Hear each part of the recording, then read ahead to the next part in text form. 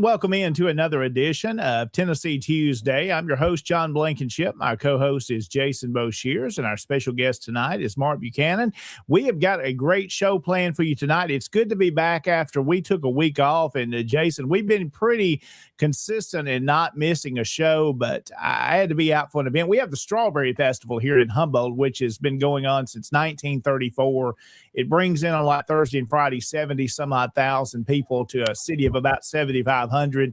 Had some events I had to be involved in that I help co-sponsor and coordinate, and took a week off. You took a week off. It wasn't a lot on the show. So we're back with a busy show tonight. Lots of things to talk about, and we are glad you're here with us. Again, we want to give a shout out as we start this evening. And before we get into our disclaimer, thanks to our sponsors, Dr. Chris Cummings, as well as past Commander-in-Chief Larry McClooney and his books, Paradox by Freedom, the 31st Regiment Engraving, Southern Theme Materials and Items, the Museum at Market Hall, Beauregard's Taylor, and the Sam Davis Home and Museum. And we'll be telling you more about those tonight during our sponsored break. But we start out with our disclaimer this evening. Jason, tell us all about it. Well, the views and opinions that are expressed on this show, they're not the opinions of the Sons of Confederate Veterans as General Executive Council, any brigade, any division, any camp, any subsidiary. They're strictly the views and opinions of the person that's speaking them. Exactly right. And Jason, we are opinionated people, and you've got me, you, and Mark Buchanan tonight. I know he has got an opinion. He's always got an opinion, and he is our guest this evening. And here in just a moment, we'll be jumping in with Mark and finding out more about him and what he's been involved in with Heritage Defense, and also some projects they got working in down in Western Tennessee in the Shelby County area and down that way. We'll be talking with him tonight. Again, we thank you for watching. We thank you for listening. Again, share this video out. And guys, if you follow our Tennessee Division at Facebook page, it's our public page that we have for anyone to see. I made a statement recently. We've got some, Mark, and I know you know this because it's really affected down your way, some of this redistricting that's happening in Tennessee. And it's brought a lot of commotion, especially from folks in Shelby County. And I made a statement from the Tennessee Division to watch our monuments during this time of unrest again, as there's some people not happy. And that has been shared several thousand times now. It's got over 40,000 views.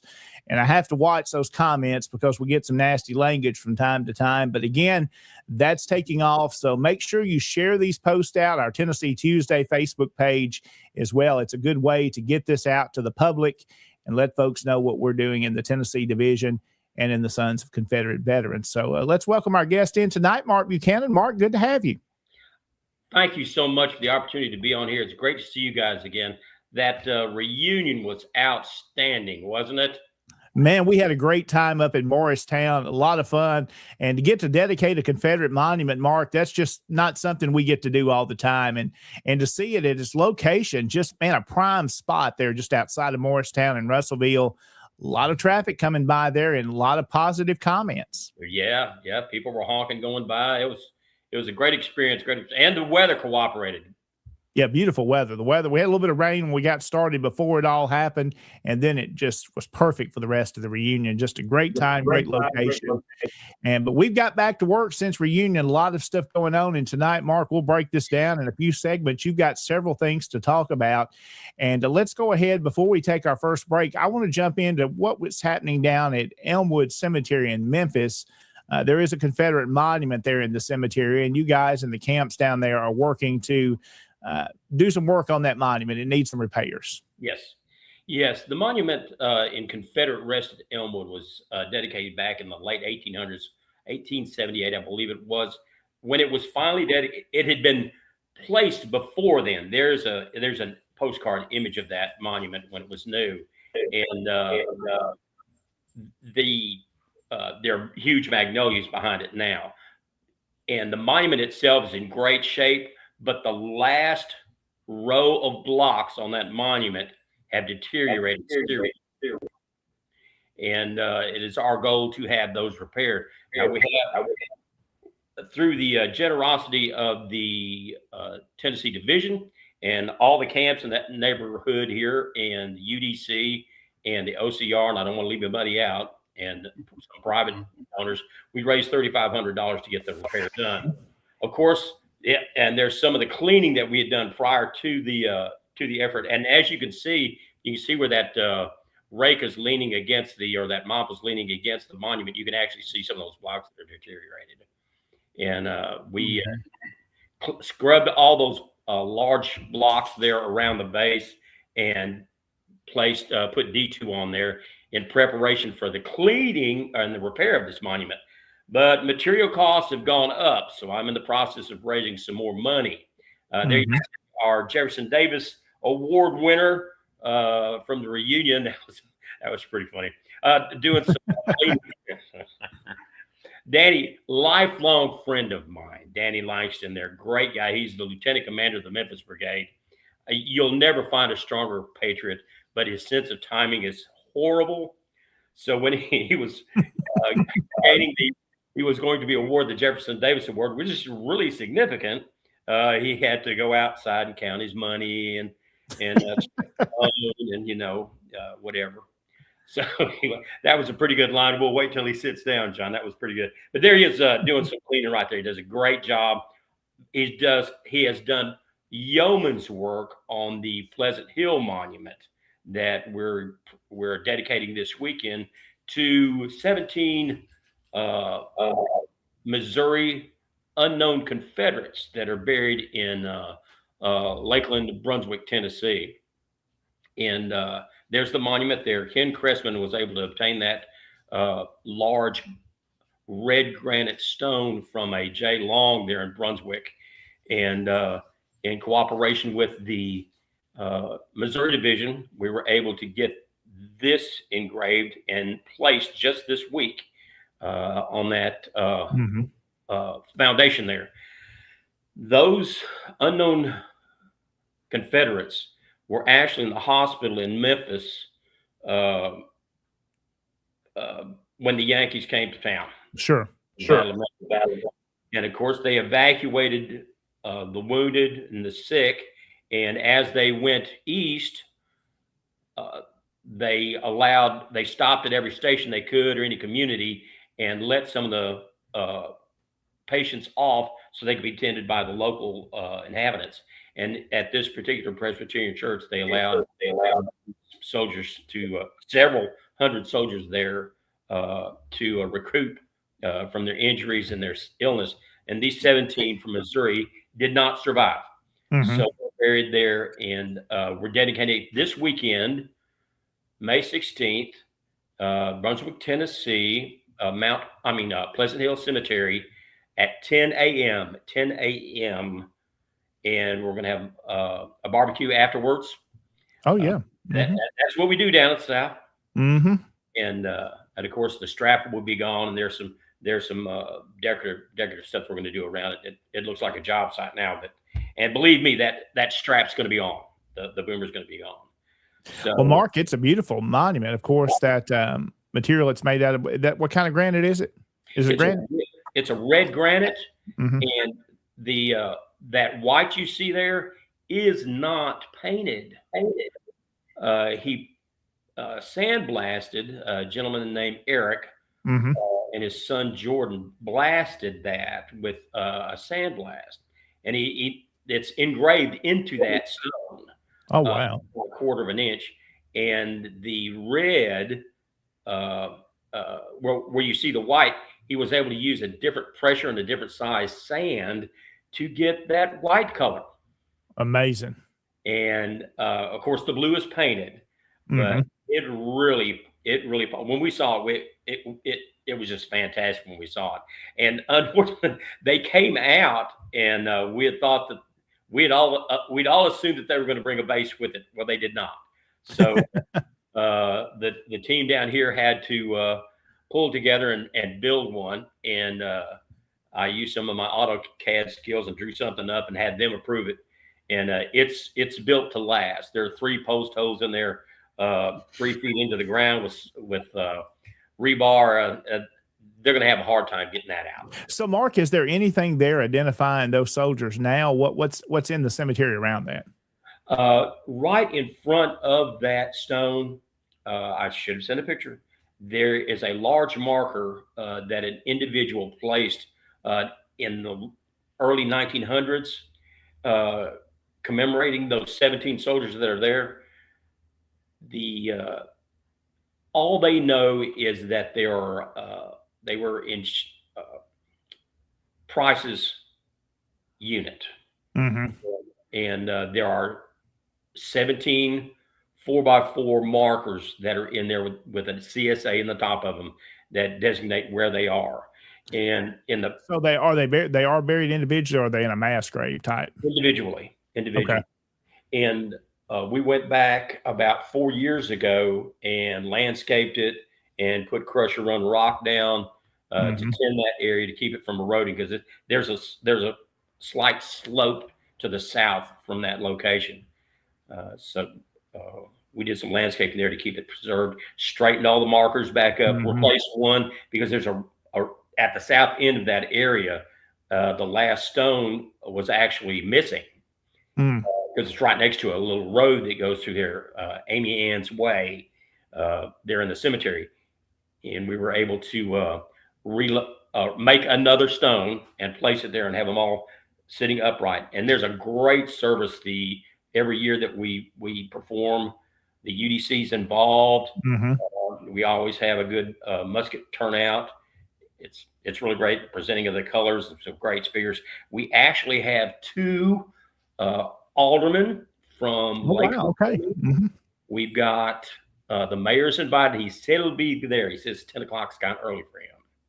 But we also have Terry Rowland. He's on the Republican Executive Committee in the state of Tennessee. He's going to be there. He's actually a member of the Forest Camp. Okay, yeah. I tried to get him in our camp, but he's hard. But he went to 215, huh? He's a hardhead. But anyway, he's going to be there. But I did want shameless plug here. Behind me, something was mentioned last time we were on. I talked about my heritage.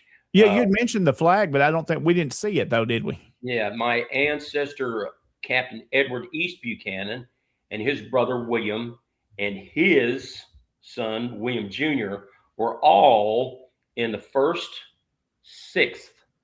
It's a consolidated unit of the Tennessee Cavalry. They were called Barrows Light Guards. They were involved in the Holly Springs raid. They actually served as escort to Van Dorn. They were organized in May of '62. They were in January of '63. They still had 430 officers and men. They fought at Chickamauga. So they were there when my Whitworth ancestors were also fighting there at Chickamauga. They went on several raids with Middle Tennessee, active in the Atlanta campaign. It saw action in several engagements in North Alabama and Middle Tennessee, moved to South Carolina, and in '65 joined the Army of Tennessee again, fought at Averysboro and Bentonville. And they were there until their surrender on April 26th. So they were a very storied unit, and I'm so proud to have this in our family. It belonged to my cousin, David Barrett, who is also a member of our camp. Great guy. And he favors Edward East a lot. And he presented this flag to me at a Pleasant Hill ceremony. Oh, wow. And, I had several of the, here comes the shameless plug. Da, da, da. Oh, look at there. Got it on a shirt. Some cool shirts. This one's a XX, large, and it has a great rendition of the flag there, Barrows Light Guards. Very nice. You can't see it from here because of the resolution, but it said, you can see, if you're up close to it, you can see Barrows Light Guards across here, where my great-great-grandmother painted the flag. That's very nice. And the stars there, all hand painted by her. And kind of a touching story. These shirts are available for $30 a piece plus shipping, and all the proceeds will go towards the repair and upkeep of Confederate rest. So if Very nice. anybody wants to reach me, 901-570-1413, Mark South 1861 at Yahoo, Mark South. And I will get that shirt to you, and the proceeds will go towards the restoration and maintenance of Confederate Rest. Very nice, Mark. I like that. That's a very nice flag. A very neat thing to have. They're glad to be able to see it. Yeah. What's it made? What's it made out of? It is a cotton. It's a very thin cotton linen, and the red is dyed, the blue is dyed. The stars themselves were hand painted by Lucinda East Buchanan, and the barrel light guards was also hand painted. And you would have to be close to it to see it. I'm going to hold this up here. Hopefully it'll show. You can see. Yeah, you can faintly see it there. The barrel light guards. It's kind of like in a banner or some kind of. Yes. And very nice. My cousin, bless his heart, he kept this in a linen sheet for 62 years. And I remember my grandfather carrying it around in August in preparation to go to the reunions. Oh, neat. He was in the Sons of Confederate Veterans. So he would take that every August, and he would be gone for about a month and present the flag at the reunions when he could make it. So, well, Mark, that's interesting. I'd love to lay my eyes on it close one time. Use the flag you see behind me, which you saw it probably at the division reunion here in Humboldt. I think it's also dyed or painted in some way. So I bet they're very similar material. Yes. I went ahead and spent what I needed to put that in a museum frame and glass, because it's my dear wife allows me to keep this in the living room as a centerpiece on our wall. And of course, you have to have that special glass to keep any lighting from fading the lettering. I didn't want to be that guy in the family that went, oh, it lasted for 170 years. But and you ruined it, Mark. Thanks. Yeah. I didn't want to be that guy. Well, Mark, what I want to ask you, you mentioned your wife lets you put it in there. Are you allowed to have any other artifacts in the living room? Because my artifacts, if I could show you around, they're all over the house. Casey has one corner. I have the rest of the house. And she'll agree with that. Yes, I have a heritage corner in our green room. And it's where you come off the side porch. Yeah, and there's my books and my loot, and then I got another room. Us guys, we have multiple locations. We store stuff. If we're all the same, I know Jason's like this. You can see a little bit of his room behind him. He's a collector as well. I'm a collector of a little bit. People ask me, Mark, they say, what do you collect? Pretty much about anything. Whenever it sounds good at the moment, I may collect that. Yeah. I've got a buddy who collects guitars. So, of course, he says the money I've spent on guitars doesn't even approach what I haven't spent on guitars yet. So, these, I talk about this kind of stuff, and thank, kudos to the wife for allowing this in the living room. But she understands. She's a free stater. She was from California. She's born in California, moved to Long Beach, Mississippi, and then made it to Memphis, Tennessee, just in time to meet her husband. Well, look at that. That was perfect. Man, she's really seen a change in the world from California to Mississippi to Memphis. Oh, yeah. That was a culture shock. One of her first experiences she relayed to me was she got to school in Long Beach, Mississippi, and answered the teacher with a huh? And that did not go over well. It really, it's yes, ma'am. That's right. No, ma'am. Yes, sir. No. And that was a real culture shock for her, but it turned out well, especially for me. It sounds like it has. Well, Mark Buchanan's our guest tonight. He is a Heritage Defense Chairman officially in the Tennessee Division. And Mark, we're going to take our first break here. We're going to come back and talk some Heritage Defense, and then we'll kind of talk a little bit more about Elmwood there and the restoration going on. And if folks want to assist on that, how they can help there as well. But we do need to go. Jason, you want to help me with some of these? We'll go through some of those that have joined us tonight. Usually we do these at the top of the hour, but we kind of jumped into the conversation tonight. I want to say hello to a few folks. And again, Johnny Jenkins joined us. He's become a faithful supporter here of Tennessee Tuesday from Springfield, Missouri, since we're talking about Missouri tonight. Good to see him on tonight. Randy Cochran there from Union City. We got to see him a couple of weeks back at their fundraising event. He's the camp commander there at the Otho French Straw Camp 176. So good to see Randy joining us tonight. Our friend Derek Glover is joining from Jamestown. He's always a faithful viewer, and there's nothing more Tuesday than Tennessee Tuesday. We didn't even have to pay him for that plug right there. That's mighty nice of him. Kim joining us from Florida. We always appreciate our Florida friends here with us on Tennessee Tuesday. And Jason, I'll let you say a shout out to some of these other folks as I'll throw them up for you there. Oh, yes. So Ryan Rogers from down with the DeKalb Rifles, 1824. It's a great camp. Great to see you, Ryan. Thank you for joining us. And Al, oh man, good to see you again. Hate that we didn't get to visit with you last week, but thank you for joining us from the J.P. Cowan Camp 155 in Tullahoma. Daniel Santiago, good evening, Daniel. Thank you for joining us.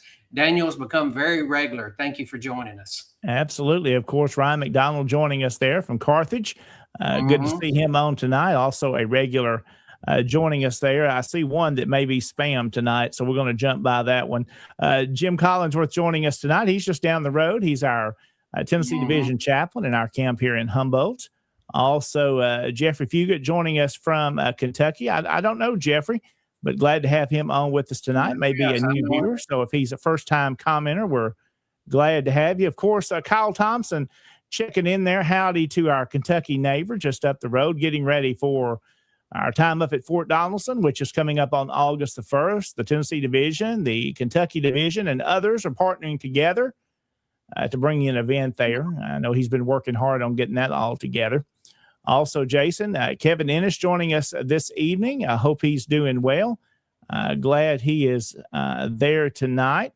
Also, David Pope is jumping in. A beautiful evening in the Valley of East Tennessee. Always a pretty area up that way any time of the year, and I'm looking forward to being there for an event coming up there in Knoxville in Camp 87. That will be in June for the Confederate Decoration Day service that will take place downtown. Looking forward to speaking there with them in June. Got a hotel booked downtown Knoxville, so it'll be a fun weekend.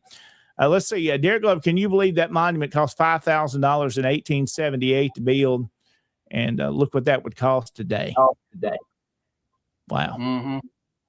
Yeah. Let's see, also joining us tonight, one of our sponsors this evening. Good evening to the folks at Museum at Market Hall there in Charleston, South Carolina. I hope they're doing well. Appreciate their sponsorship of SCV Chat and Tennessee Tuesday. And a couple of more here. We'll jump up. Toby Oakley joining us tonight. Hope he is doing well. One of our faithful that join us each week. And Michael Williams joining us from Camp 1535, defending Southern heritage. Exactly. That's what we do. And another comment, Jason, you may know him. He says you came there to visit. Yes, I come up to the Camp Chase Memorial, and I tell you, that is a very humbling place to go.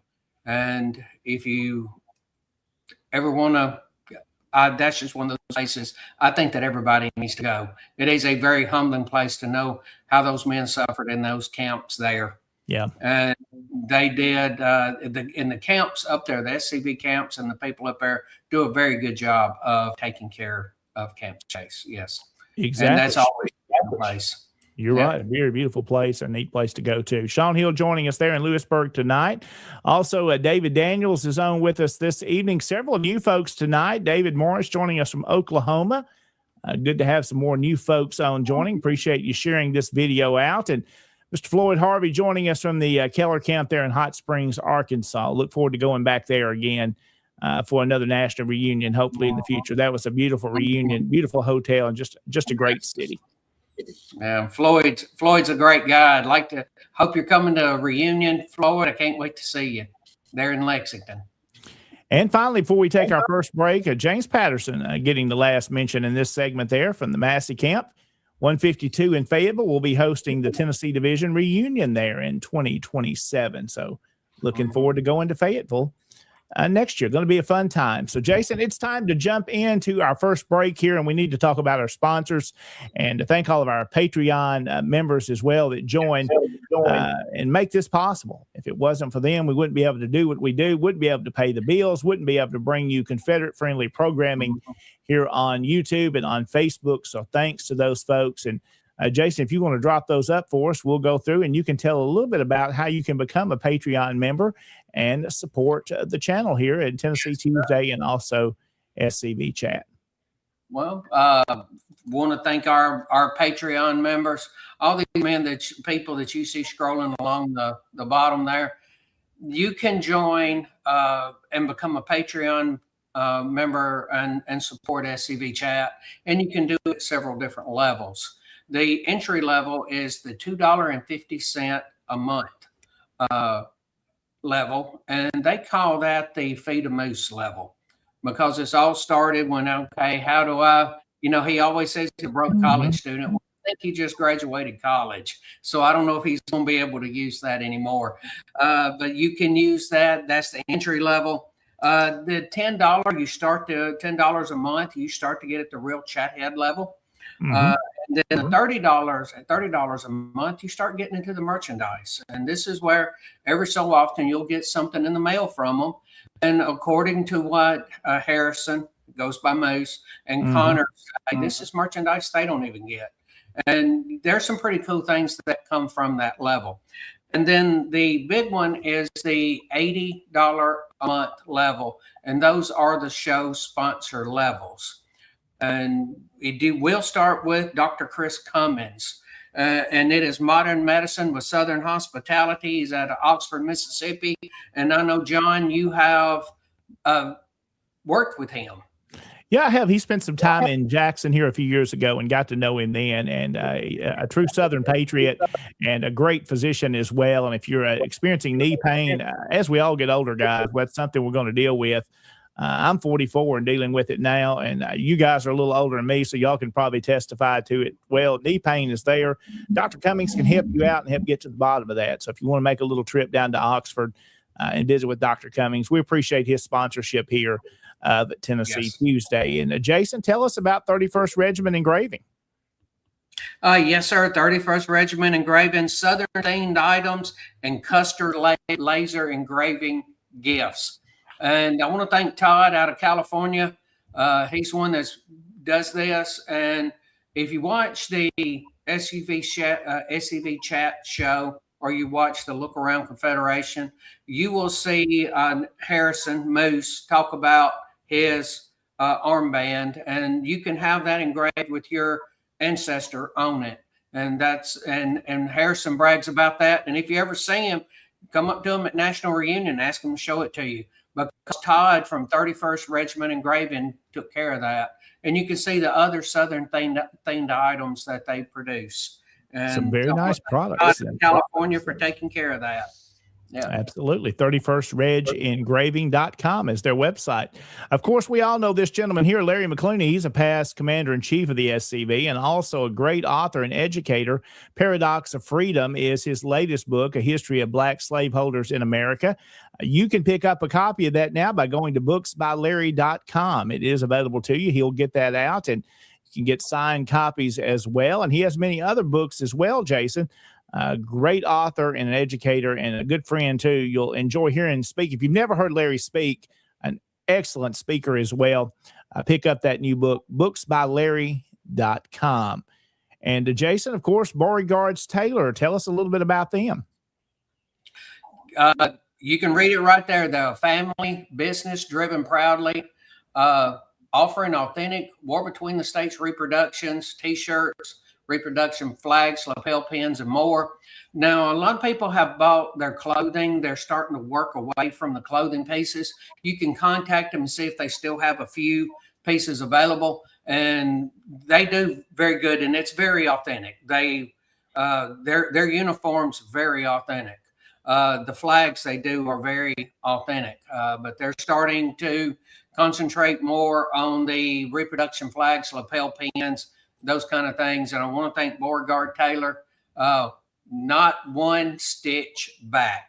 And I think that is a great moniker to go by. Not one stitch back. The website, Beauregard'sTaylor.shop. You can go and learn more. And of course, the museum at Market Hall, they've joined us tonight in the chat. Oh, yeah. Again, if the flag is out, they are open for business. A wonderful museum that's been there since 1899 in Charleston, South Carolina. Got to first see that a few years ago at the National Reunion when it was held in Charleston. Their official hours are Thursday through Sunday from 11 until 4.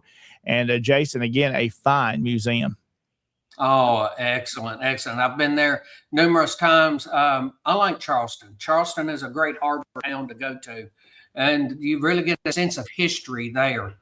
And anytime I go to Charleston, every time I go to Charleston, I always make a point to go to the museum at Market Hall. And every time I go in there, there's always something new. They have some fantastic items. And I'm going to encourage you, anytime that you go to Charleston, make a point to go see the museum at Market Hall, and you can't miss it. That big, beautiful building there on Market Street with the market going behind it and under, and you see that and you go, okay, if the flag is out, we are open. So if you're in Charleston, go see the museum at Market Hall. It is worth it every time, and it's always different.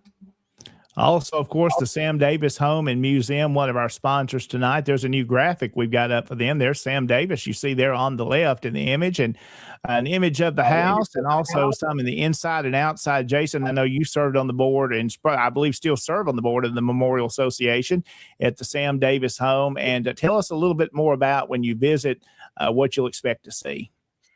Well, and I tell you, the Sam Davis Home is one of those very special places.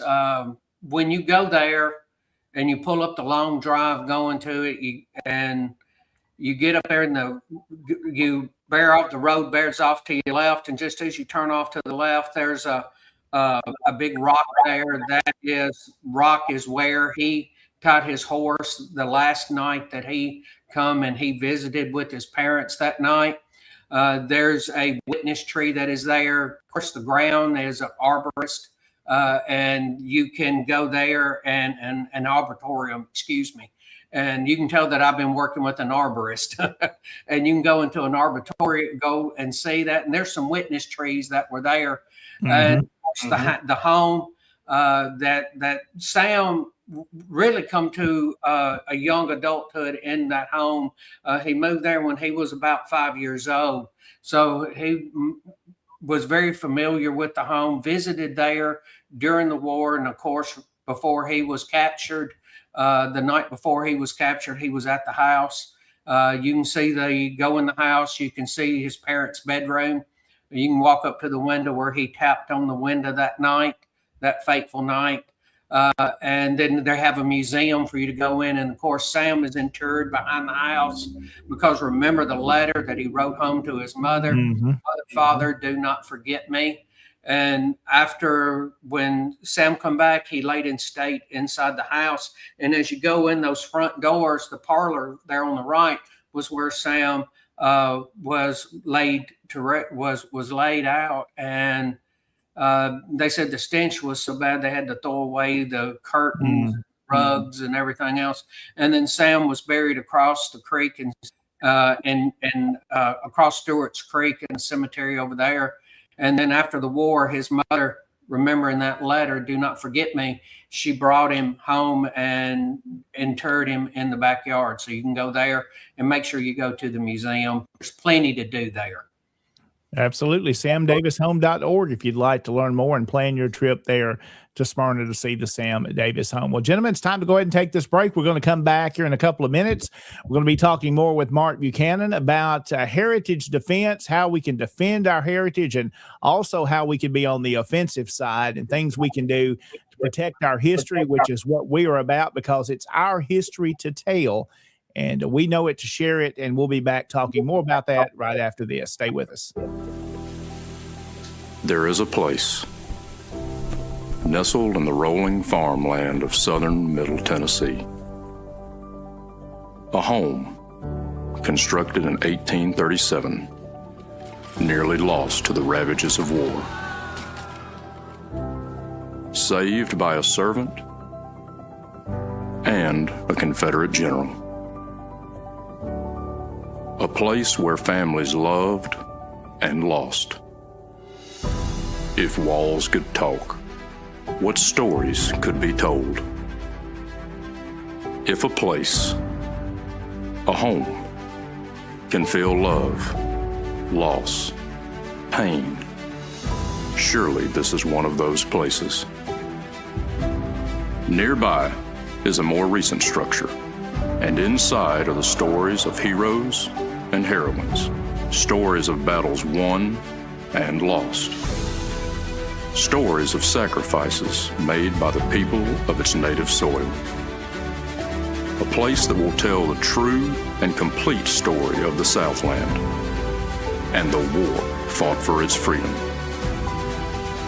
From the causes that led to the conflict to the modern-day struggles to protect Southern history. Historic Elm Springs and the Confederate Museum at Elm Springs are the general headquarters for the Sons of Confederate Veterans. A place where the story of the Southland and its historic struggle is preserved and told. Come and discover your history.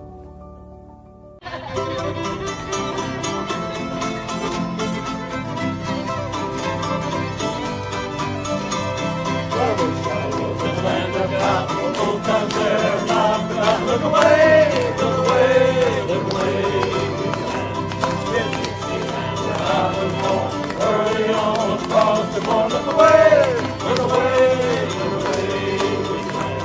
When I wish I was in Dixie, hooray, hooray. In Dixieland I'll make myself a live and die in Dixie. Always, always, always I'm trying Dixie. Always, always, always I'm trying Dixie.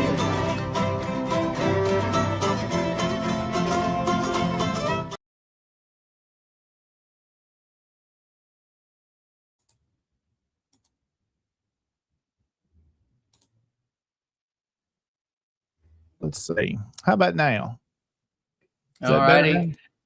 now? We all muted for some reason. Not sure why that why happened, but welcome back into Tennessee Tuesday. Jason's checking why Mark is still muted. I can't seem to unmute him, and it won't let me do that. So I'm going to drop him out and drop him back in. And He see what says that happens he now. has muted himself. There he is. Mark, There are you you back? are. Welcome Yes, back. ma'am. All right. Well, Mark, I was going to give you a nice intro and compliment you there on what a great musician you are and what a good job there the 50-second does. Yeah, That was in Union City. That segue didn't happen like we were planned on that. So, again, fantastic job you guys do. And, Mark, how often do y'all play out? At least once a month. And then there's another group of musicians here locally that goes by the Dusty Bottom Boys, because we're all old. And we play that period music at local schools and events here in the Shelby County area. Now, Mark, you've also got another band that does a little bit more modern music too, don't you? Tell us about a little bit more modern music. It's called, of course, it's called Southern Sky. Rick Joyner, who is a recent member, I'm recruiting everywhere. He's a new member of the Sons of Confederate Veterans. He's in our camp. And I also got his nephew. Yeah. And we play, gosh, everything from Charlie Daniels to Bob Seger. We even did some Pink Floyd. Oh, wow. We played Freebird on a dare on mandolin and acoustic guitar, and that was a $50 tip. Oh, look at there. So we play quite a bit in the Memphis area. It's a lot of fun. And there's not anything that we won't try. And the audience seems to love us. I don't know. There's no account for taste, but we played last Friday and Saturday night. We had a blast. It's a lot of fun. Well, Mark, what all do you play? And obviously guitar and what? Piano, mandolin, guitar, and slide guitar. I've dabbled with the dobro, but I've given my grandfather's dobro to my youngest son, Mm-hmm. and my grandfather's mandolin to my oldest son, and I Okay. still have my mandolin. So I'm kind of coaching them along to kind of Pick it up and carry it on. yeah, and that's a segue into what we're going to be talking about, our heritage defense. I did notice here locally, the Honorable Justin Pearson. Yeah. Mm-hmm. He's actually was my representative until the redistricting. Yeah. He has a long history with the state legislature, and he hasn't been as cooperative as some people might hope. Sure. He is still going to run in District 9 against Cohen. He has already placed some ads out on Facebook, and he takes direct aim at the battle flag. And Kind of give us some background, Mark. Now, he's the one that was in the Tennessee State Capitol with the flag, correct, that was burned. Am I right on that? that was Justin Jones. That's Justin Jones. Okay. Justin Pearson. Okay, let's take the newsreel way back. And he was when we were trying to get the Tennessee Heritage Protection Act passed, he encountered some of the legislators as they were going on the elevator Mm-hmm. and tossed coffee on the legislators as the doors were closing. So Pearson he's a real mess, as my mom would call him. Yeah. And he has been he calls himself an activist. He hasn't done anything for this district since he's been here. Yeah, So we're seeing some changes there, Mark. Kind of give the brief folks, that especially Shelby County is really affected with this, of how it's being split up now. it's amazing to me. I worked as a poll judge during the early voting coming into this election season, and as did my wife. In our area, Shelby County, only 11% of registered voters participated. Mm. So to me, I'm a lot like my dad. I'm a skeptic on many cases. If it meant that much to you to not lose your vote, why didn't you vote? That's true. That's a valid point. And I'm not talking Democrat or Republican. No, and that's not just there, Mark. That's everywhere. That's something we experience here in Gibson County. Why do people not get out and vote? People just refuse to do so, and I find that unfortunate. Mm-hmm. And then a long-standing representative here in Shelby County, who was he was my legislator for the longest time, Steve Cohen, has been the representative from that district, I think, from 2007. Yeah. So when the discussion comes up, which they're proud to bring up, mm-hmm. that they have lost, their demographic has lost their vote, they had every opportunity to vote for a black lady. Yeah. And refused to do it, and kept putting Steve Cohen in. Mm-hmm. So it's so, Mark, where does that put him now? Where does he live in Shelby County? Where is he at? Where's he at now in the redistricting? He was Shelby County and the Environs in West Tennessee, but he is still part of the Memphis area and part of Shelby County in District 9. And then there's a District 5 and a District 8. And he is in District 9 still. And he's going to be running against Justin Pearson.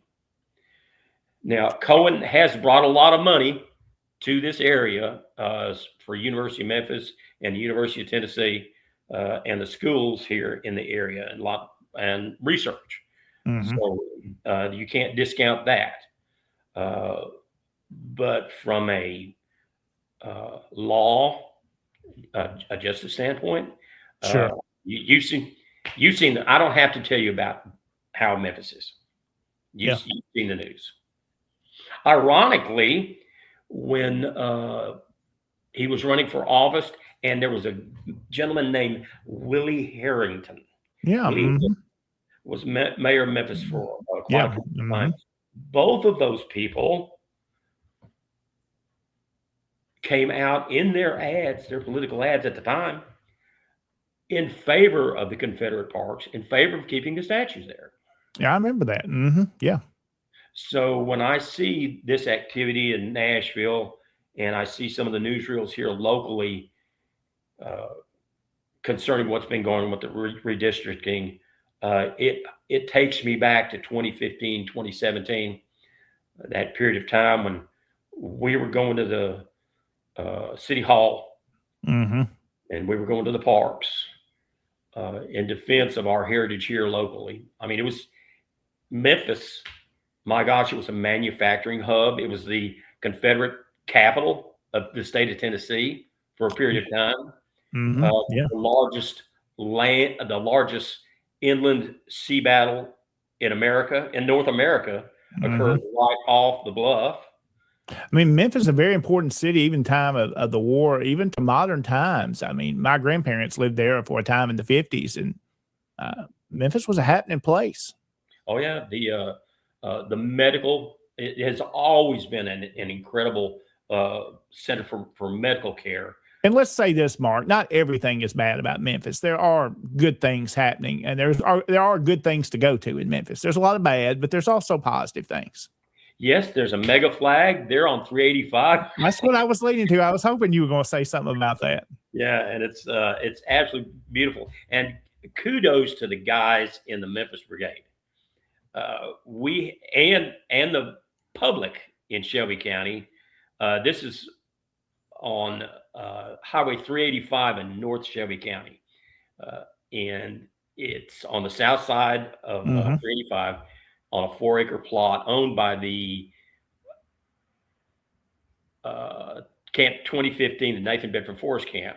That's a 52-foot tall pole, and it has a 12 by 15 battle flag on it.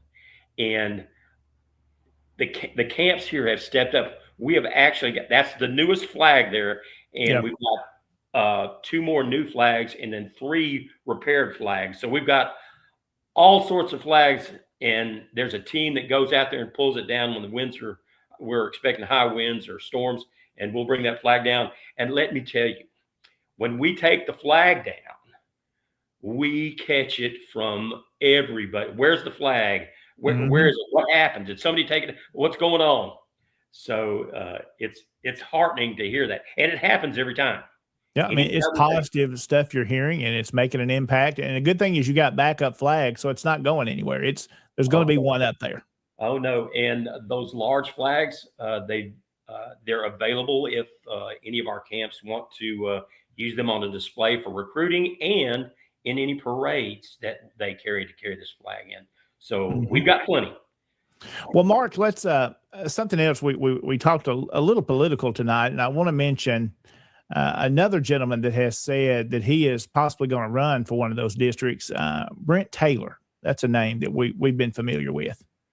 Yes, Brent Taylor has.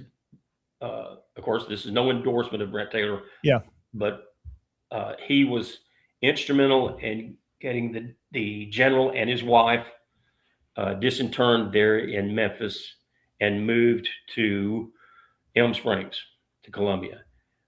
He spoke with our camps about that as much as he could. Conservative person, does not tolerate breaking of the law, which is incredible. He's pretty outspoken. He's pretty bold on statements, and it upsets a lot of people. But especially when he calls out people who are in the justice field who are not doing what they could to help protect the people in the area and protect property. He'll call it like it is, and people don't like it.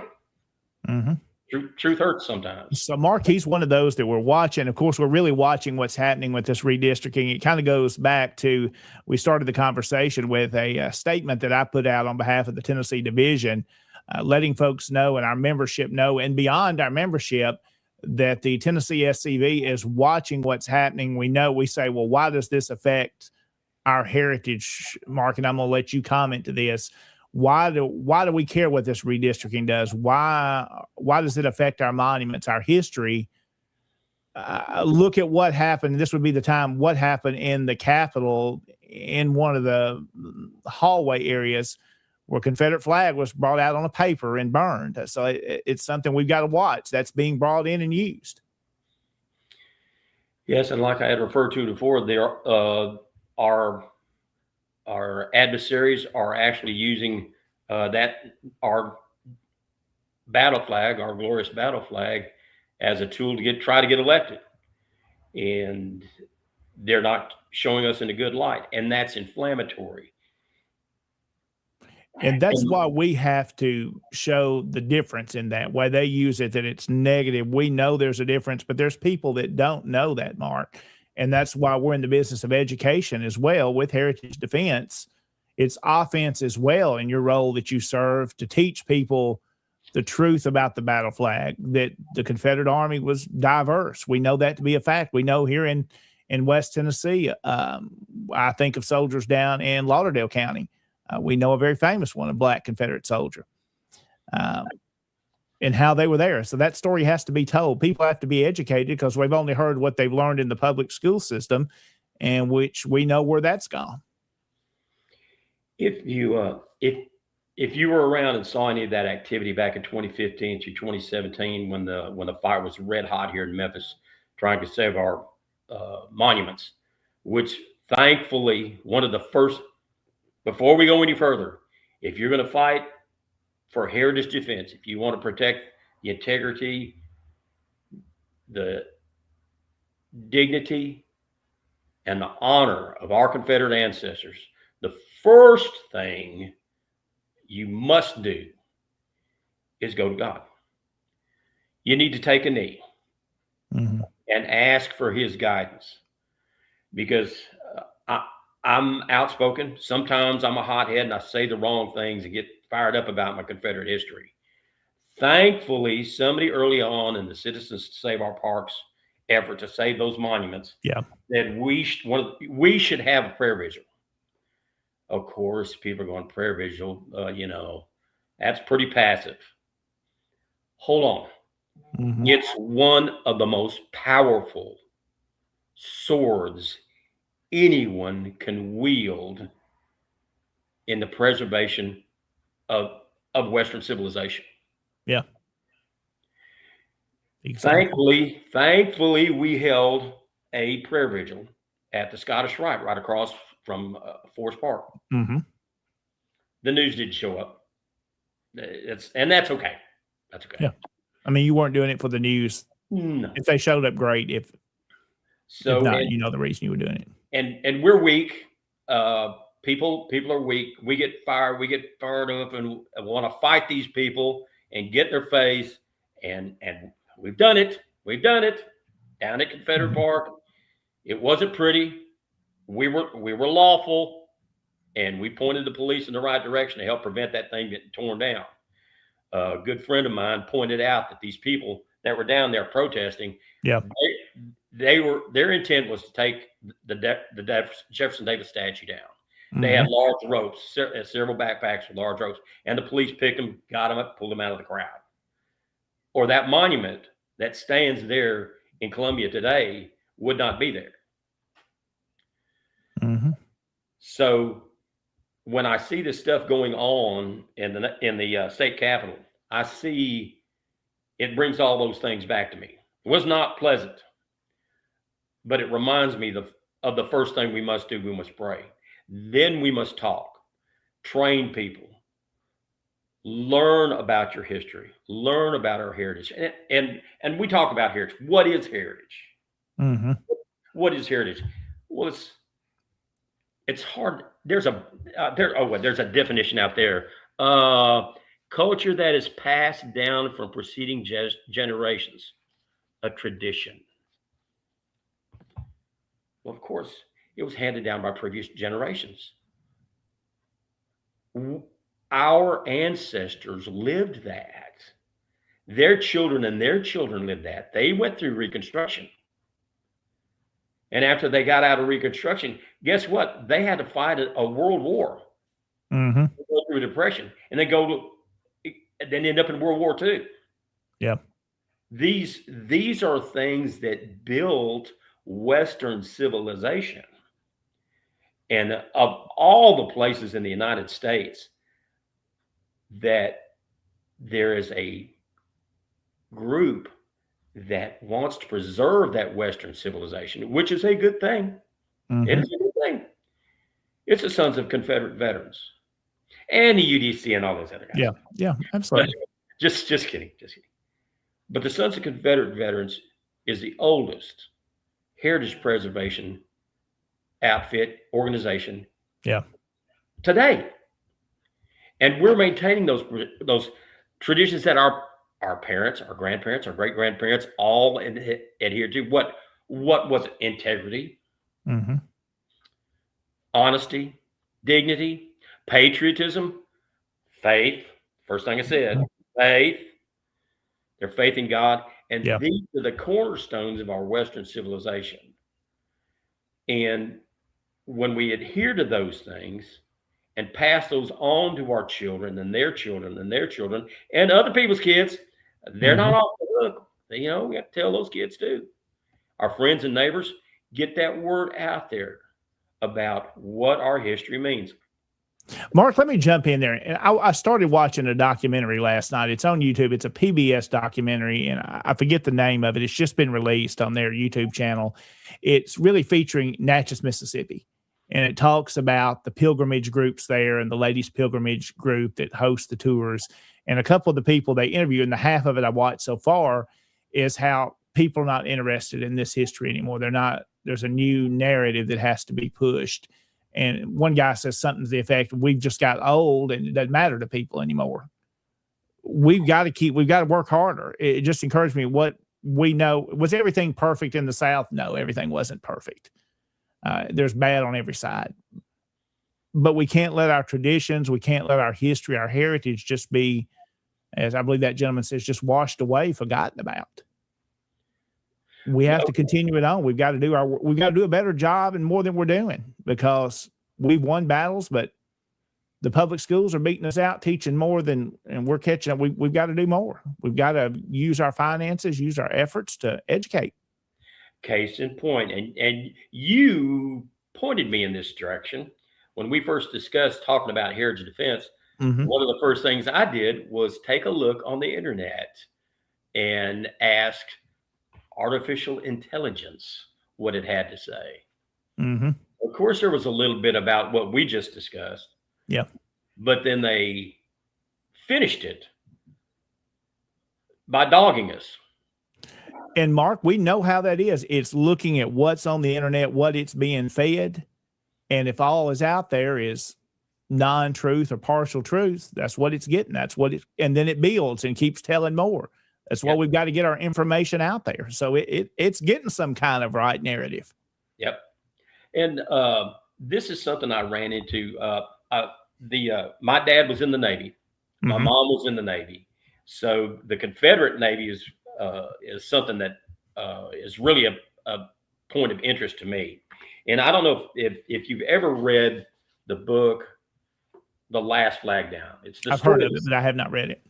It's a good read. It's not a tome, but there is a lot of great information in here that people wouldn't realize. Like when the Shenandoah reached Liverpool, they certainly, when the war ended in North America, if it really did, Mm-hmm. they were in the Eastern Pacific, the Shenandoah. And they traveled around South America, and there was no way they were going to turn themselves into the United States port. So they went back to where the vessel, the Shenandoah, was constructed in England. and they had lowered their flag. They held their ceremony. They lowered their flag before going into port, and the pilot, they always have a pilot that comes from the port to guide the ship in, because they know the way in. And the English officer refused to allow the Shenandoah in without colors. So they ran up the only colors they had, the Confederate colors. Yeah. So which gets the heartstrings. Okay, so they make it into port. They make it into Liverpool. If I may, they're in front of the English military there. They don't know if they're under arrest or not. The men did not know the consequences of their answers. They were being interrogated by the English. Painter had wanted it that way to announce that he was calling them for British subjects, looking for any British subject that might be serving on the Shenandoah. And even to give the word time to circulate, and it would be an open invitation for any Englishman to lie. Whittle's suspicion of Painter was mirrored by the crew. The huddled captains could only assume the worst. This was a cold-blooded inquisition, a ransacking of the helpless ranks for Southerners. What else could it be? The fire-breathing British newspapers, the well-known fulminations of Charles Adams, the incontrovertible truth that they had plundered American merchant ships in peacetime, they were going to hang. Certainly from their point of view, they would just as likely hang if they announced themselves Confederates as if they said they were Englishmen. They would be pirates. Whittle, the commander, looked to the ranks of the men. He spoke the gunner's name clearly. Guy. As soon as he heard his name, the gunner left ranks and walked uncertainly across the deck and stood in front of the Captain Painter, the English. The man Whittle had punished brutally, the man who had most probably fired the last shot of the war between the states, waited to learn his fate. This only goes on for a little while longer. If this doesn't get you, you're not human. What countryman are you? Painter said, the Englishman. And Guy may have hesitated, or he may not have, but in an accent without a hint of drawl, the gunner said clearly, I'm a Southerner. The Painter looked at the gunner. This was no Dixie-born Johnny Reb. Painter glanced at the 100 or so men standing on the deck in the November air. Next, he said. The gunner made his way to the far rail, and Whittle called the next name, Harwood. The ship's boatswain came forward. He was as much an Englishman as Painter himself. What countryman are you? Said Painter. Asked of Harwood. I'm a Southerner. Or, I'm a Southerner. Painter's eyes narrowed. Next, here was the sailmaker, the man whose wife had met the ship with fresh food 3 days earlier, Alcott. He was a Liverpool native, crossed over to Painter and drew himself up. What countryman are you? I'm a Southerner. I'm a Virginian, sir. Commander Whittle listened with gathering amazement at the kind of euphoria and awesomeness whose motive higher than mere survival had taken collective hold of those men.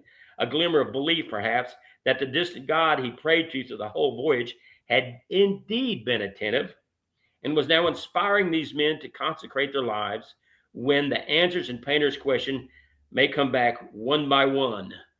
Southerner, Southerner, Southerner, Southerner, Southerner from the Godfrey Bostonians, Southerner from the Delphine men of Maine, Southerner from the Australian stowaways and the whaling men of the Edward Carey and Hector and Abigail, and all the great flaming roundup of the Bering Sea. Only a few men whose Polynesian features betrayed them muttered the truth of their nationalities. These soldiers, these sailors of fortune who had sailed uneasily together, were prepared to die together. Every man. Yeah. Southerner. Some of them knowing they would have gone to the gallows. They would be turned over to the United States as war criminals. But they did not deny it. How could we I've got it easy. I got AC. I can hang in my ancestors' battle flag, which would have got you jailed in Memphis back when they put up the Confederate rest. I can say that in my house. I've got two of them out in the yard, one in the yard on a pole, one in front of the house. How can we deny these men? How can we not email our legislature? How can we not call our legislature? How can, when we see something, not say something? Hey, Mark, 901-570-1413. Somebody is acting a fool out here by our Confederate stuff. Help. It happens. It happens. And the Tennessee division is the point of the spear on this. People, the rest of the country looks at us. They look at the UDC. I was kidding about the UDC earlier. They looked at the UDC in Tennessee as the true fighter. I mean, to a man and to a woman, it's amazing what the people in Tennessee do. When the Job house was under assault, we didn't find out till the last minute, but it saved the gravesite.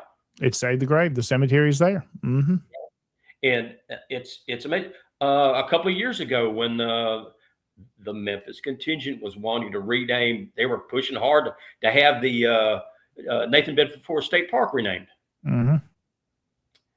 We pulled a real Barney Fife on them and nipped it in the bud. I mean, right away. So, Mark, if it's not us, who's going to stand up for our ancestors? What will the South look like? You're talking about Southerners. What will a Southerner be 20, 30, 40, 50 years from now? What will this be forgotten about? Will it be washed away? Or what are we doing now to ensure that it survives in this history? I'm thankful, Mark. I'm 44 and grew up in a Southern family that we weren't ashamed. Did we fly a battle flag in the yard? No. But did I know about it? Did I have one? I was going through some things of Dad's the other day that we've still got in storage. And these are things probably from when I was maybe 10 or younger. And there's a Hank Williams Jr. flag or a battle flag with Hank Williams Jr. on it. That stuff was always in my life. It's always been talked about. Southern people, we can't let that be forgotten about. It's our job. As the slogan you see on the screen, it's our history to tell. We've got to do it. If not, it's going to be lost. I had my two boys, we went through the Scouts years ago. They loved it. They enjoyed it. Of course, they're outdoor boys anyway, and they loved it. And of course, we'd go to Fort Pillow every year, do a cleanup, and keep that, do the thing, get the merit badges for whatever we could out there. Yeah. But you get 30 boys out there and they want to play capture the flag. Well, you're not going to get a Yankee side in Troop 312. It's not going to happen. Yeah. So we had to be different divisions of the same outfit. Nobody wanted to be blue. And it was a lot of fun. Those kids were great. And they a lot of them are in the Sons of Confederate Veterans. Both my boys are. Yep. And my cousin. And I'm working on the rest of the family, doing the best I can. We'll see. David Daniels and I are going to get them up, getting all of them up there in Murfreesboro, not Murfreesboro, in Cookeville. But I would be remiss if I didn't mention, does anybody get this? Did you get this in the mail? Did you get this? Yeah. That in the mail.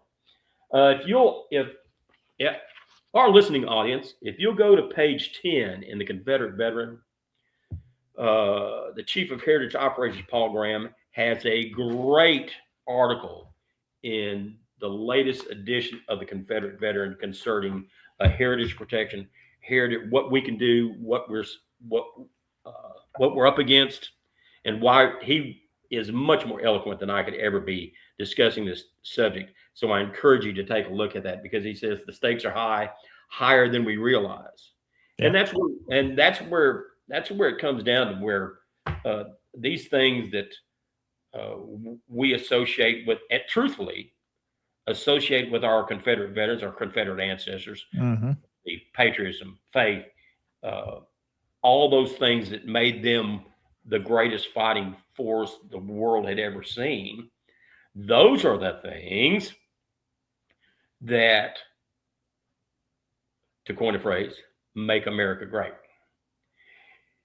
And it's far more than stone and mortar and detour endurance or Orbis washing, cleaning this. It's more than that. It's more than going to the meetings. It's more than listening to the great speakers. It's more than getting out in uniform and firing your weapon. Yeah. All good things. But there are basic tenets that the Sons of Confederate Veterans promote that preserve those things that make our civilization work. If we get away from those ideals, if we get away from those principles, we're a third world country. We're no better than anybody else, and we'll go down that path. You could actually see some of that stuff. There was a local politician. He came back here to the Memphis area and made a mockery of a church. And all you have to do is go on YouTube and look it up. And those are the things. Those are the things that allow Old Scratch to get into our business, as Dad would say. And once that door is open, it's hard to get him back out. You're exactly right. So, Mark, good conversation tonight. Yeah. It's been a great show. We're already into the 8 o'clock hour. We've got to take a break. We need to come back and kind of wrap this up with some division news. If you want one of those shirts, Mark has got them. That's right.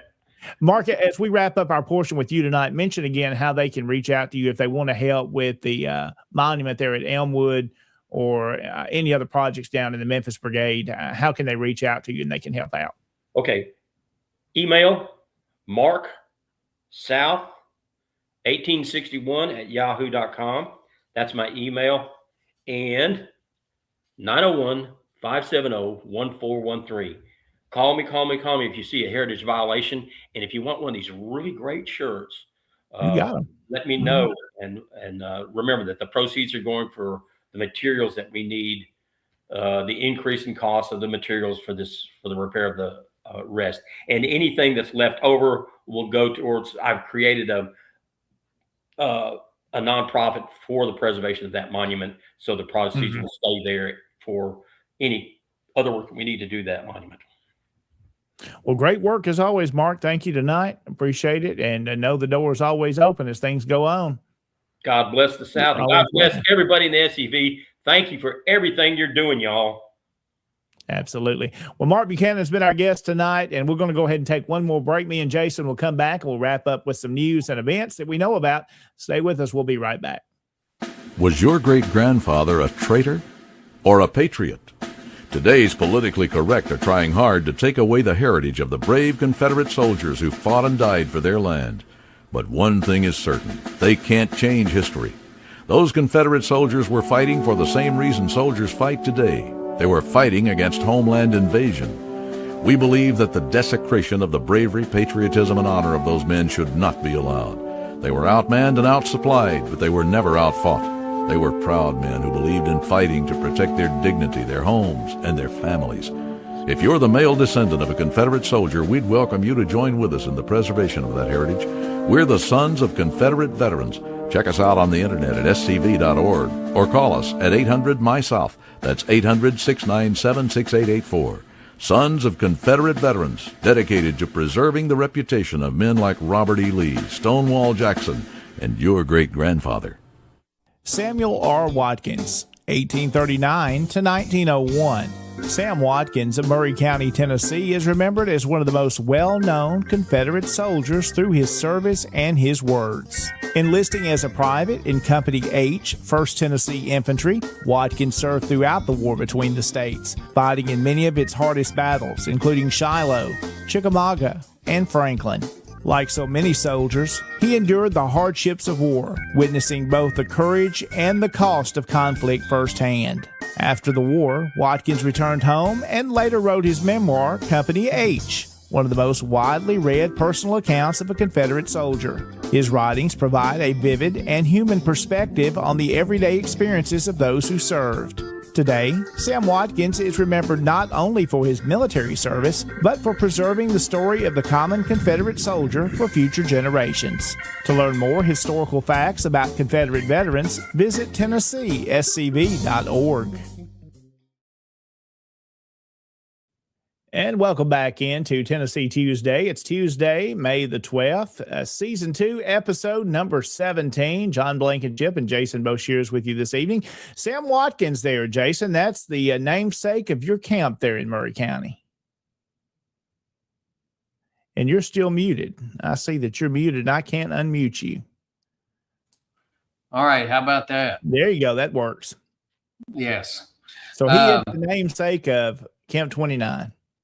Yes, he is. And it's, we used to quote that book in our newsletter, and probably need to start getting back to that, because you're very correct. That is one of the most quoted firsthand accounts. Mm-hmm. And I had a conversation with somebody recently, and they were talking about, because it started out as a series of articles in the Columbia Daily Herald. I didn't know that's how it started. Yes, sir. That's how it started. And people approached him and said, hey, why don't you turn it into a book? And he just sat down and started writing. And, and how he presented it, he presented as just a common soldier and a common man. And he talked about writing with the kids around him, he was just a man that was stepped forward and did something very brave, did something that was he had to do. He did so faithfully with it, and he performed his duty wonderfully. And then to write the book that has been quoted so much, and it's been reprinted numerous times, and he was in the process of making changes when it passed, and his copy that he was making changes in went missing for a number of years. Okay. It ended up being found, and he had a great granddaughter who republished that, Ruth Hill McAllister. Okay, and she wow. With his changes, and it's he was just changing the title of this, and I guess and you probably look at something that you wrote, and then 2 years later you go, or change it around. You go, I should have done that different. It's yes, a sideshow to the big show, and he called the officers big bugs. Yeah, and he says in there, he says, I'm not going to write this from the perspective of a general or an officer. I'm going to be writing this from the perspective of a private soldier. And Company H it's a great book. Great book. Yes, it is. Jason, you mentioned this copy that he modified, that he was going to republish. Are any of his original manuscripts still in existence? That I cannot answer for sure. I am not aware of them. I haven't heard anybody say. So I don't know how he wrote it, or if his original writings are still out there. That I don't know. I just know that he had his copy, because he had a copy of the book, and he was making, the title of a chapter. He would redo that. And but as far as the original handwritten manuscript, I haven't heard anybody say. So probably not. Yeah. Well, if it's out there and you're watching tonight, that would be a great addition to the National Confederate Museum. Wouldn't that be neat to have that? Yes, it was, and we already have a cabinet that's dedicated to Sam because of the book, and we actually have it with the different colors, and even Ruth Hill McAllister's version, we have that. And now, Jason, he's buried there in the original area. Go ahead, you broke up some. Yes, sir. He is buried in the Zion Presbyterian Church. And when it was printed, he paid for it. So there were only of the first edition of the first printing, there were only so many copies because he paid to print, and then he was selling them to do any other printing. So we actually have a first edition, first printing there at the museum. Yes. Oh, very nice. Of course, buried there at the church. And I've got some ancestors, Jason, that are buried there as well. One of them's a Jones. They came to they were in Murray County first. Most of the family come to West Tennessee. One stayed there, and he's buried there. And some of the Frierson, which is another name you've probably seen in that cemetery also. So it's a small world, and they even kind of, some of those families marry into each other. So can I claim I'm almost related to Sam Watkins? Maybe by marriage, very, very distantly, but maybe. I'll claim him. Yes, I'd be happy to claim him as well. His account is unbelievable. Yeah, absolutely. Well, it's 8:24. We've got a few things we need to talk about tonight before we wrap up. Thank you for staying with us. We have had a great audience this evening, Jason. Folks have been commenting, viewing, and sharing our videos tonight on the many different platforms. Again, I want to say a special shout out tonight to our sponsors, Dr. Chris Cummings, past Commander-in-Chief Larry McClooney, and booksbylarry.com, the 31st Regiment Engraving, as well as the museum at Market Hall, Beauregard's Taylor, and then, of course, the Sam Davis Home and Museum. Thanks to our sponsors, scvchat.com, or go to Patreon and search SCV Chat. You can become a sponsor as well and help support the programs. Well, Jason, since we've been on together last, you have had an event that has taken place that you were really spearheading and a part of at this location there, where that monument is at Elm Springs down at the National Confederate Museum. Yes, sir. That is a World War I monument that was put up by the Shelby County Medical Society, and it was dedicated July 4th of 1923, and it was put in Confederate Park in Memphis. And when all that started being taken down, that was on the trailer. Came to us, and it has been erected. It was dedicated May the 2nd of this year, so just a few days ago.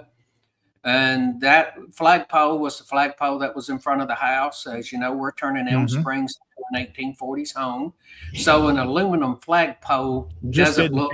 No, sir. And it was a 30-foot flagpole, and it was set in concrete, so we had to cut. And we lost about 2 feet of it then, and now it is sitting in 3 feet of concrete, so it is a 25-foot pole. So it's now at that. And of course, again, you've probably seen photographs if you weren't at the event. And here's one of H.K. Edgerton Bench that was also dedicated on that Saturday there, Jason. Yes, sir. And I want to thank everybody who contributed to that to allow that bench to happen. That was something that Commander-in-Chief Donnie Kennedy and a few of them spoke about, said, hey, why don't we do this for HK? And people offered up. And that was done. We now have 16 benches on site. And that one was recently brought in. That one's going to end up being on the walkway from the Lee statue all the way out to the Forest Equestrian Plaza. It's going to be moved out there, but we had to set it there while we're building the rest of that. And that bench was dedicated on May the 2nd as well during the pilgrimage and homecoming. Which, of course, HK, a true hero to the South, and wow, just a great guy. We definitely miss him, and what an honor to be able to dedicate that there at Elm Springs. Let's see, we've talked about that. That was a great event. Jason, let's look at a couple of other things here, and that's an old photograph. Let's go down. Well, we can talk about that. That's you and Linda there. This is at the Union City event, the fundraising event that we were at. But I wanted to pull up another picture. And, you know, sometimes these photographs are small, Jason, and they are hard to see. So here's the one I'm looking for. That's a big difference in you and Linda to that monument, the Confederate flag. But it shows where my eyesight is. Let's talk a little bit about this. This is, of course, an event that's coming up in Murfreesboro. This is Murfreesboro Confederate Circle.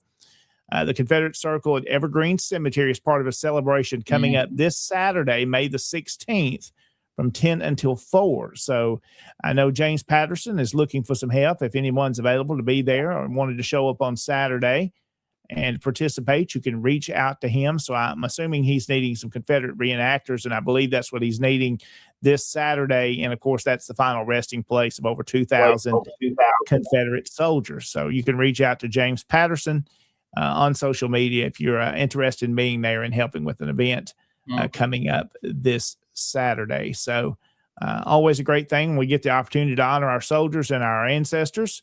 That's what we do. So this next one here we want to mention is Jordy Barnett and a young man here, Colt Gentry from Morristown East FFA. He's receiving his William Hicks Jackson SCV Ag Award that we present. That's the Bradford Rose Camp 1638 presenting that. And there's Jordy and Colt there receiving that award. You know, Jason, these are a very neat opportunity for the SCV to be able to reach out to our young folks in a different way. And a lot of times with the ag programs and what we do, they really connect well because our ancestors we're talking about, Jason, most of them were farmers.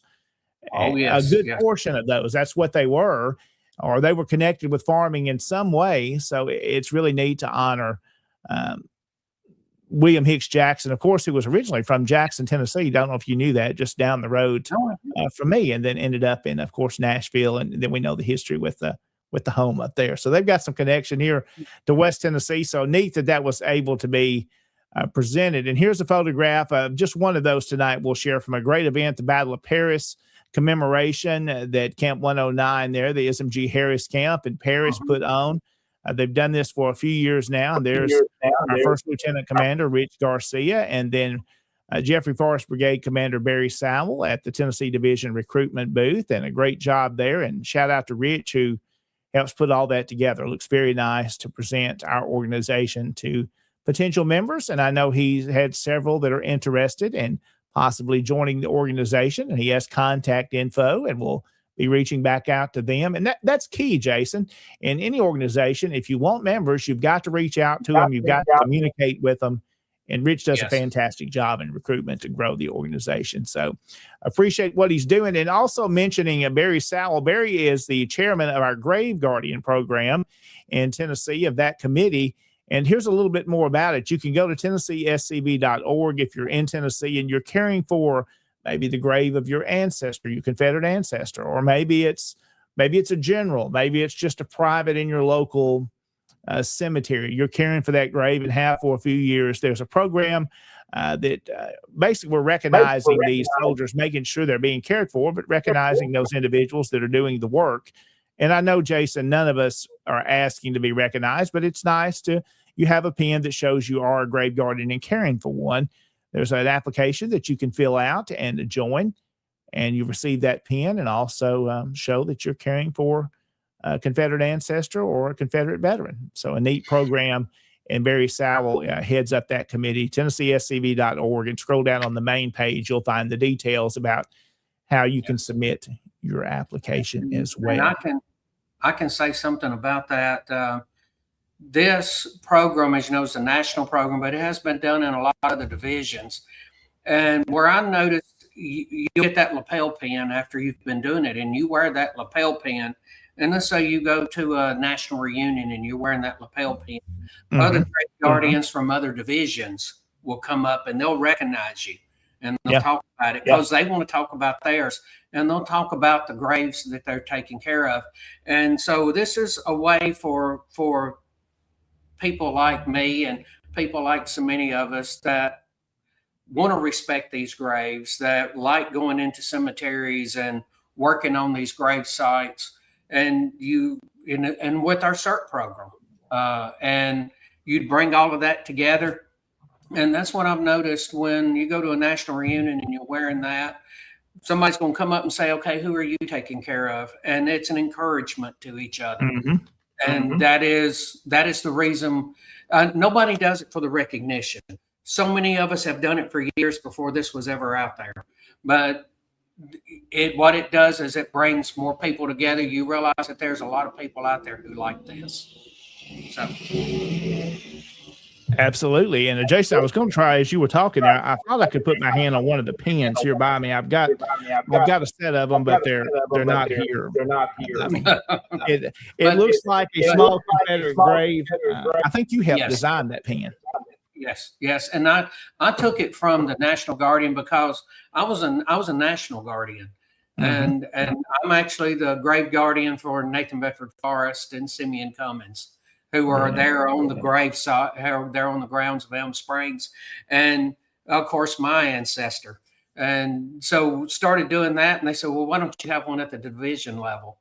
And that's just where you start to see all of that and people seeing each other. And yes, Kentucky's in the process of starting a guardian program at the end of the month at our state reunion. I'm going to encourage you to do it. Develop a nice little lapel pin for people to wear. And they don't do it for the recognition, but if you have that, you actually join a brotherhood that people really want to partake in that. And there's people that want to. I've gone in and cleaned cemeteries and just clean every stone in there. Just go around, spray them with D2 and clean them. Even people, that their tombstone's 10, 15 years old, and it's been under a tree and it's got that sap on it, and just clean it with the D2. So I mean, it does the work. I mean, even if you're not doing the full, some of them are not as dirty and they don't necessarily need that full cleaning, and that's a good way. It does its job. There's some. We just did a workshop here in Humboldt, Jason, about 3 weeks ago. I guess it's been now, maybe not even that long, and those markers have already really lightened up. We're using the D2. And just in a few short weeks, you'll already start to see them lighten up. And one of them is a Confederate veteran who was here in town, where we had the Tennessee Division reunion. He actually lived in that house for about 10 years. He owned that property. And I think I told that story, and we'll save that story for another time, about a Methodist preacher that stayed there with him. And Bill McCall was his name, and he's buried here in town. So we've cleaned his grave. He has a Southern Cross that's cast iron Southern Cross. It's on his grave as well. And so pretty neat to honor them that way and maintaining their graves. I always say one of the worst things you can do is desecrate somebody's final resting place. And what a great work I believe we all do by caring for those final resting places. Well, we've had a lot of comments tonight. Thank you for all those that have jumped in and commented. Some new viewers tonight. Again, it's been a great show. And I was looking for that pin. I really wanted to show that tonight, but I have the next best thing. We saw the a little bit earlier, the what's the word I'm looking for here? Coin. Challenge coin. Challenge coin. There we go. It's getting late. My mind's slipping. This is the one here that's giving out the William Hicks Jackson Award there. It's got him on the front, and then, of course, the SCV logo there on the back. So that's given to students or those involved in ag. We actually gave one a few years ago to not an ag student, but a gentleman that was involved in a television show that has a large farm in this area. So it was a neat way to recognize him, and hopefully in time he'll join us as a member because he does have Confederate ancestors. So it's a neat way to reach out to folks. And if you want to look for it very briefly, what I can do is I can talk about the other shows on the SCV Chat Network and talk about a couple of upcoming events we have. Yeah, you do that. I'm going to put you full screen, and then I'll be back with that. Okay, wonderful. We'll talk about some upcoming events. We have one that is next month. It's always the third Saturday in June. It's the Nathan Bedford Forrest Homecoming. It's at the Nathan Bedford Forrest Boyhood Home in Chapel Hill, Tennessee, and that's on Saturday, June 20th. Vendors are looking very well. We already have a lot of vendors that's set up, and I saw Sean Hill on here, and Sean was talking about and was looking at some of the speakers that we have. I know that we're going to have good representation there, so look forward to seeing y'all on the third Saturday in June, June 20th. And then, of course, we have the SCV National Reunion that is coming up July 15th through the 19th. And it's going to be held in Lexington, Kentucky. And you can go to the website, 131 and SCV, and you will be able to get registered there. Now, I say that, yeah, and I see Jeff Fugate's already put that on there. And Jeff, if you want to pop that website up here, I'll see if I can find that on here as well. And we can stocking up on that L8. Yes, sir. Mm-hmm. That stuff, I like it. But if you want to pop that website up, and I want to mention it because if you're wanting some food, like what I mean is you want to go food for the banquet, food for, you want to go to the award ceremony, June 1st is the deadline. So you only have just a couple more weeks to get registered in, because they have to cut it off for the food allocations for the hotel. So if after June 1st, there's not going to be any guarantee of any meals. So go ahead and get your registration in before then. So if you're coming to the national reunion, if you're planning on it, you haven't registered, go ahead and get registered. Yep, 131scb.org. And go ahead and get registered, and you have to do so by June 1st, or there's no guarantee for any meals. And now we'll talk about some upcoming shows on the SCV Chat Network. We're going to start with the first day of the week, the Lord's Day, Sunday. And that is Michael C. Hardy with Hardy on History. That starts at 7:30 Central Time. That's correct. That's a show. And it is a great show. And then on Monday night, we have the flagship show, which is SCV Chat. That is 7 p.m. Central Time. Then, of course, you have Tennessee Tuesday on Tuesday nights with John and myself. And then on Wednesday night, we have Look Around Florida with John McFall, the Florida man. And I saw him on here earlier. Yeah, he was on, just a little bit ago. Yes. Always good. Happy to see you on here, Sean. And on Thursday night, we have, on the first Thursday night of the month, we have Commander's Comments. And on the other Thursday nights, you have Look Around the Confederation. And that's at 7 p.m. Central Time. So is Look Around Florida. That's 7 p.m. Central as well. And, of course, Friday night, we have David Pope with the Friends of Douglas Southall Freeman. That's at 7 p.m. Central Time. If David's still on, I know he said that he was working on a something about Monocacy, the Battle of Monocacy. Yeah, I believe he was doing some research too. Yes, sir. And he popped a question or two on there. But his show, he records one, and then that's a replay for the next week.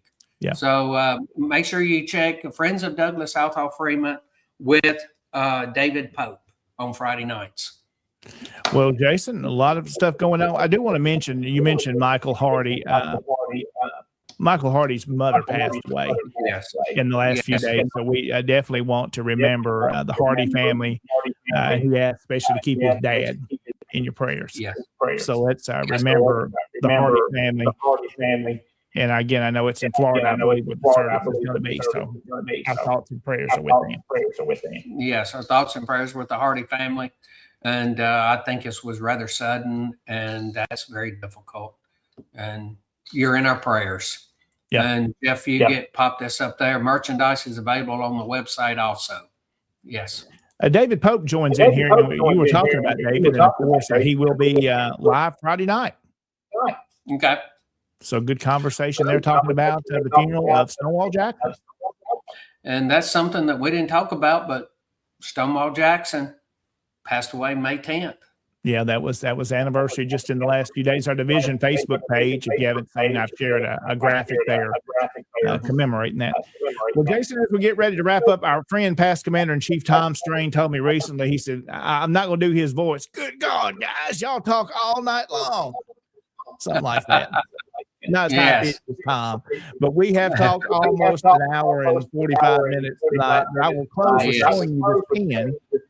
And let's see if we can hold this up here and show you our Grave Guardian pin there. Let's try to get that a little closer there. You can see it looks like a Confederate gravestone.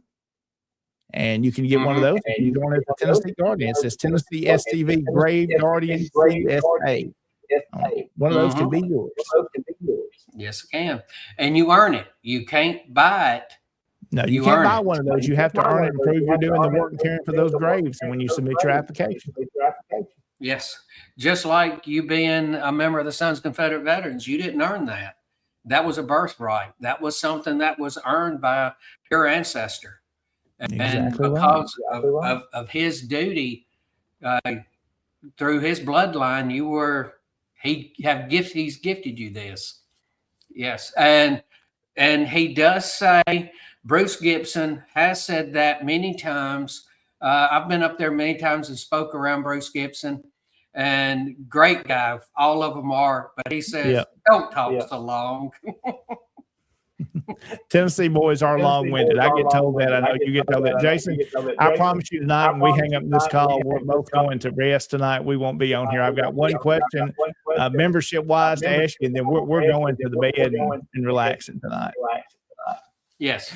Again, thank you for all those that have watched with us this evening. It has been a great show. We thank you for being with us. Thank you, Mark Buchanan, for being our guest to talk about heritage defense. We had some deep conversation there, but things that need to be discussed. And I know you, our membership and viewers, want to know about, and appreciate Mark taking time out to be on with us as well this evening. And of course, we'll be back with you next Tuesday night. We'll be here at 7 o'clock. And let's see, is that what Tuesday is that, Jason? Are you with me, or you got a camp meeting next Tuesday? That's the third Tuesday. That's the third Tuesday. Third Tuesday, the 19th. Yes. So you will not be with us next week, but you'll be back after that. So we'll have a good show planned for you next week. Know if you're interested in being a guest on Tennessee Tuesday, reach out to one of us. We'll be happy to schedule you and talk about maybe if you've got an event coming up, maybe you're an author with a book, or you have a subject of interest that you believe our viewers would like to hear about. We'd love to have you as a guest here on Tennessee Tuesday, so you can just reach out to us. Jason, any final words before we say good night and wrap this show up? Appreciate everybody joining us. Y'all be careful out there, and God bless you. Absolutely. Have yourself a great rest of this evening, everybody. We'll talk to you next week. God bless.